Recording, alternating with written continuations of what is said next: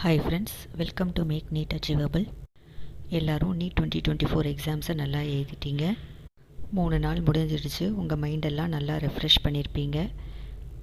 எக்ஸாமோட difficult சுச்சுவேஷன்லேருந்தும் வெளில வந்திருப்பீங்க. இப்போது அடுத்து நாம் என்ன செய்யணும்? Parents and students, NEET 2024 exam முடிஞ்சு நீட் ரிசல்ட் வர்றதுக்கு இன்னும் 1 மாதம் இருக்குது. மேபி ஜூன் ஃபஸ்ட் வீக் இல்லைனா செகண்ட் வீக் வரும்னு எதிர்பார்க்குறோம்.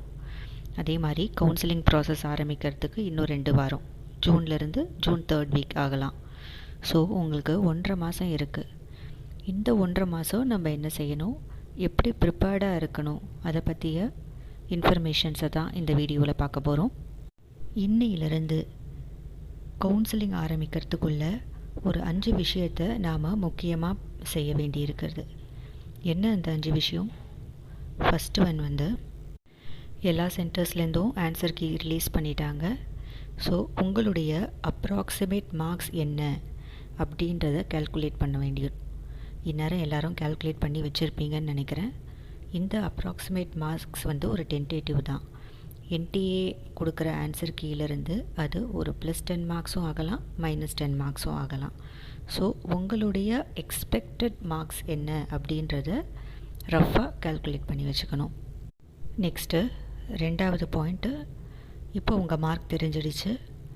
நிறைய பேர் நல்ல மார்க் வாங்கியிருப்பீங்க. ஸோ கண்டிப்பாக எம்பிபிஎஸ் கிடைக்கும், கவர்மெண்ட் மெடிக்கல் காலேஜில் கிடைக்கும் அப்படின்றவங்க ஓகே. சிலர் பார்டர் ஜோனில் இருக்கலாம், சிலர் கம்மியான மார்க் வாங்கியிருக்கலாம். ஸோ இந்த பார்டர் ஜோனில் இருக்கிறவங்க, கொஞ்சம் கம்மியாக மார்க் வாங்கியிருக்கவங்க, நீங்கள் எல்லாருமே plan A government medical college கிடைக்கலனா என்ன பண்ண போகிறீங்க? பிளான் பி பிடிஎஸ் போக போகிறீங்களா? இல்லைனா பிளான் சி ஆயுஷ் போக போகிறீங்களா? இல்லைனா எம்பிபிஎஸ் ப்ரைவேட் மெடிக்கல் காலேஜஸில் கவர்மெண்ட் கோட்டா சீட்ஸ் எடுக்க போகிறீங்களா?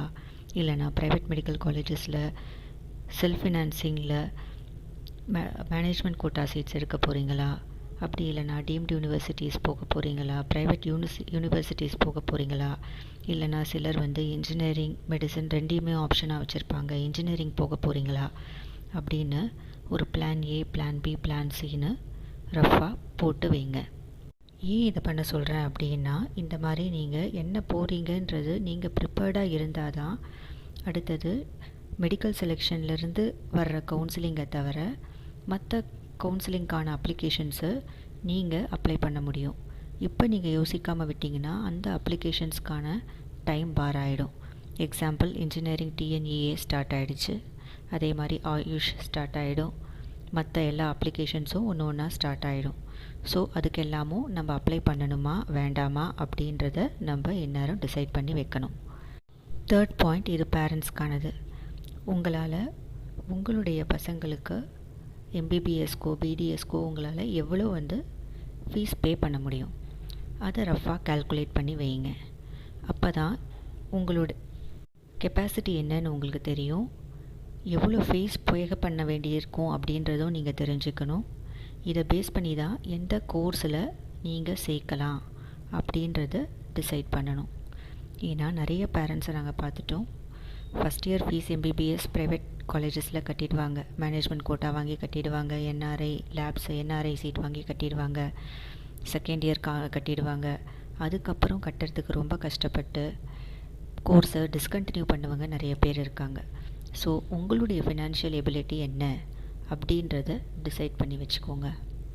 அடுத்தது, எந்த காலேஜஸ்லாம் உங்கள் மைண்டில் இருக்கோ, சாய்ஸ் ஃபில்லிங்கில் எந்த ஆர்டரில் நீங்கள் கொடுக்கணும்னு நினைக்கிறீங்களோ அந்த காலேஜஸில் ஒரு பேப்பரில் லிஸ்ட் பண்ணி ரைட் பண்ணி வச்சுக்கோங்க. இல்லைனா ஒரு எக்ஸலில் சாய்ஸ் 1, சாய்ஸ் 2 அப்படின்ட்டு எல்லா காலேஜையும் லிஸ்ட் பண்ணி வச்சுக்கோங்க.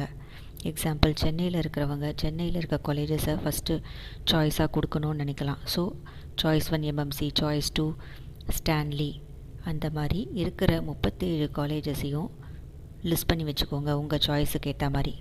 அதுக்கப்புறமா அதே மாதிரி ப்ரைவேட் காலேஜஸ், கவர்மெண்ட் கோட்டா சீட்ஸ்னால் எந்த காலேஜஸை நீங்கள் ப்ரிஃபர் பண்ணுவீங்க, இந்த மாதிரி சாய்ஸ் ஃபில்லிங்க்கு என்ன காலேஜஸ் நீங்கள் ப்ரிஃபர் பண்ண போகிறீங்கன்ற சாய்ஸ் லிஸ்ட்டை ப்ரிப்பேர் பண்ணி வச்சுக்கோங்க.